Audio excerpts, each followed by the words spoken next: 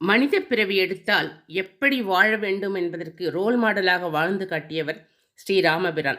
எவ்வளவோ இன்னல்கள் வந்த போதும் அதை ஏற்றுக்கொண்டு வாழ்வாங்கு வாழ்ந்தவர். சிறிய விஷயத்தில் கூட துளியும் பண்போ மரியாதையோ தவறாமல் வாழ்ந்தவர் என்பதற்கு ஒரு சிறிய எடுத்துக்காட்டு. ஒரு சமயம் மகரிஷி நாரதர் ராமச்சந்திர பிரபுவை தரிசிக்க சென்றார். ரிஷியை கண்ட ராமபிரான் சட்டென்று எழுந்து வந்து நாரதருடைய திருவடிகளை பணிந்தார். பிரபோ, ஏன் இப்படி, என்ன இது என்று பதறினார் மகர்ஷி. பணியுடன் ராமர், சுவாமி, என்னை போன்ற இல்லறவாசிகள் தங்களைப் போன்ற சாதுக்களை வணங்குவதே முறை.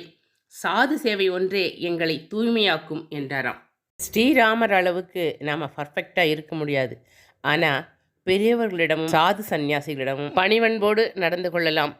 வாழ்க்கையில் நேர்மையையும் ஒழுக்கத்தையும் உறுதியாக கடைப்பிடிக்கலாம் அல்லவா? இறைவன் அதற்கு துணை நிற்பார்.